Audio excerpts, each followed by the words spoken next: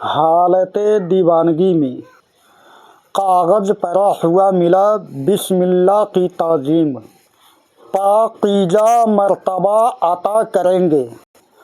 دوسری اور تیسری مرتبہ نظر آیا نشہ میں چور اور مدمست، اللہ تعالیٰ نے عجیب مراتب عطا فرمایا۔ ناظرین السلام علیکم ورحمۃ اللہ وبرکاتہ۔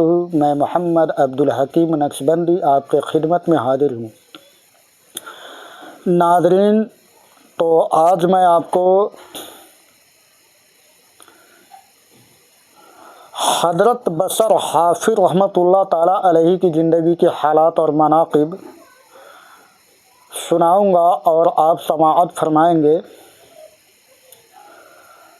ناظرین، کس طرح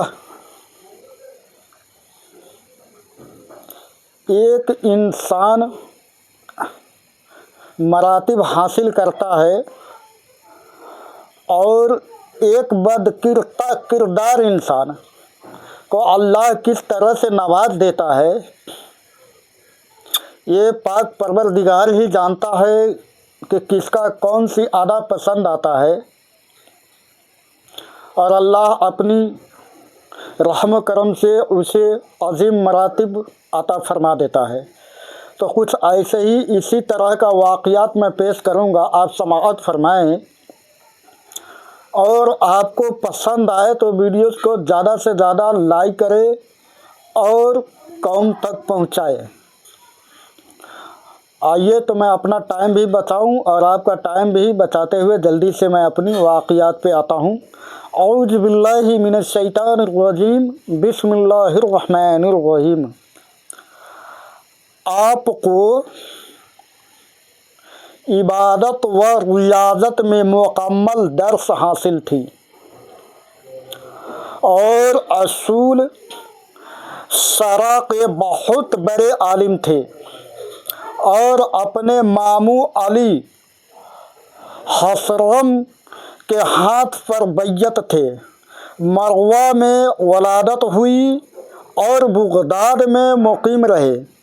آپ کی توبہ کا واقعہ یہ ہے کہ ایک مرتبہ حالت دیوانگی میں کہیں چلے جا رہے تھے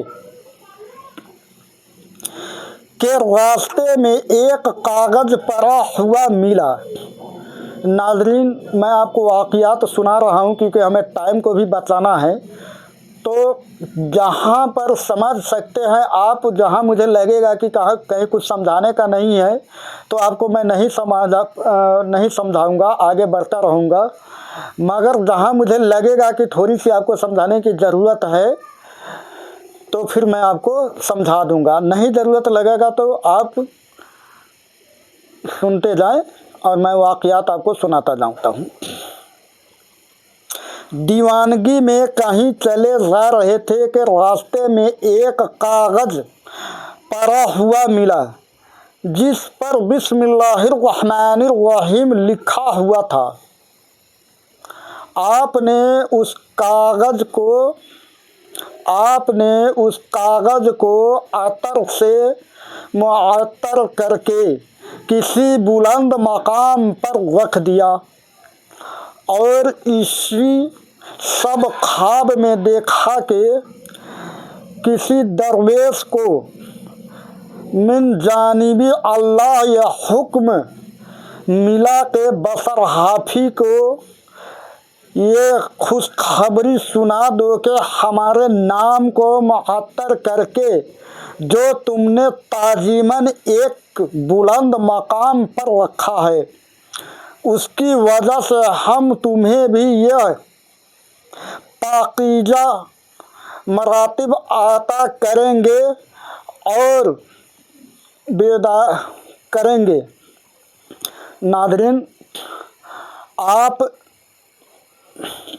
دیوانگی کی حالت میں کہیں چلے جا رہے تھے मगर रास्ते में आपको एक कागज़ पड़ा हुआ मिला, आपने उसे उठाकर पढ़ा तो उस पर बिस्मिल्लाहिर्रहमानिर्रहीम लिखा हुआ था। आप उस कागज़ को उठा लेते हैं और उसमें इतर खुशबू लगा करके और एक ऊंची मकाम पर, बुलंद मकाम पर रख देते हैं। अल्लाह को आपकी ये आदा पसंद आता है और ख्वाब में आप देखते हैं कि अल्लाह फरमा रहा है कि तुमने मेरी नाम को ताज़ीमन खुशबू लगाकर, अतर लगाकर बुलंद मकाम पर रखा है, इसकी वजह से हम तुम्हें भी पाकीज़ा मरातिब अता करेंगे। और बेदारी के बाद, यानी कि जगने के बाद, बेदारी के बाद जब उन दरवेश को यह तसव्वुर आया कि बसर हाफी तो फस्क व फजूर में मुब्तला है, यानी कि गुनाहों में मुब्तला है। मोटी मोटी बात यह हुआ, इसलिए शायद मेरा ख्वाब सही नहीं है। यानी कि जिस बुजुर्ग ने ख्वाब देखा था आपके बारे में, वो फरमाते हैं कि वो तो बदकार है, गुनाहों में मुब्तला रहता है। आगे मैं पढ़ूंगा तो आपको समझ में आएगा, मुब्तला रहता है, इसलिए मेरा ख्वाब शायद सही नहीं है। लेकिन दूसरी और तीसरी मर्तबा जब यही ख्वाब नज़र आया तो वह आपके घर पहुँचे। वहाँ मालूम हुआ कि आप मैक़दे में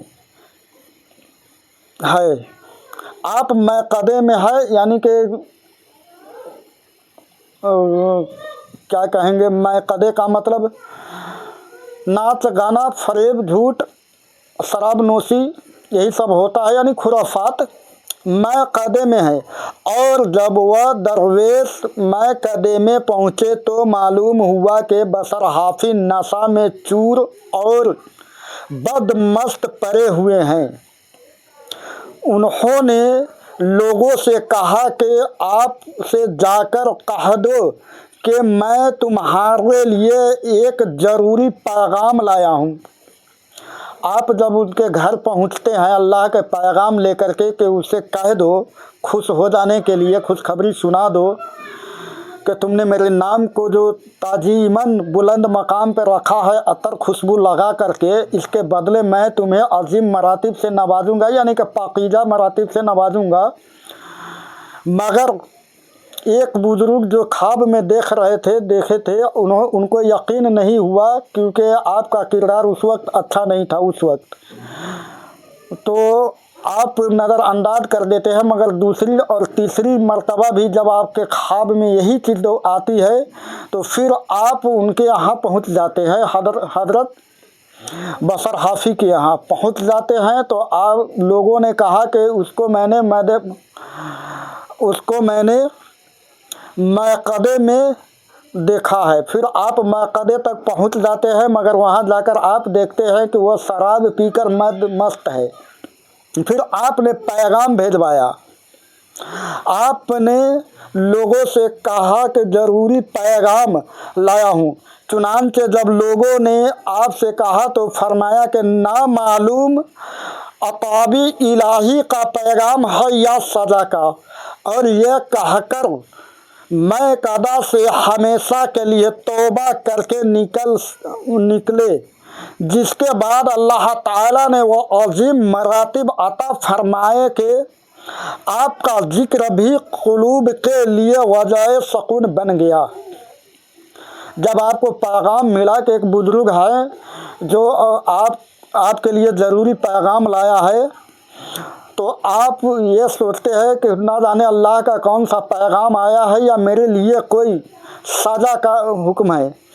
तो आप वहाँ से जब निकलते हैं तो हमेशा के लिए तौबा कर देते हैं उस चीज़ से और निकले। उसके बाद अल्लाह ताला ने वह अजीम मरातिब आपको अता फरमाए कि आपका जिक्र, अगर आपका जिक्र भी किया जाए तो कल्ब को सुकून मिलेगा, सीने को सुकून मिलेगा। सुभान अल्लाह, सुभान अल्लाह, सुकून बन जाएगा। اور چونکہ آپ اس احساس کی وجہ سے ننگے پاؤں رہا کرتے تھے کہ زمین کو اللہ تعالیٰ نے فرش فرمایا، آپ چپل جوتا نہیں پہنتے تھے ادب میں کہ اللہ تعالیٰ نے فرمایا ہے کہ زمین فرش ہے، اس کے ادب میں آپ جوتا چپل نہیں پہنتے تھے، اس لیے صحیح فرش پر جوتے پہن کر چلنا آداب کے منافی ہے، یعنی آداب کے خلاف ہے۔ یہی وجہ ہے کہ آپ کو حافی کہا جاتا ہے۔ السلام علیکم ورحمۃ اللہ وبرکاتہ۔ اگلا ویڈیوز میں پھر اس سے آگے میں سناؤں گا۔ آمین یا رب العالمین۔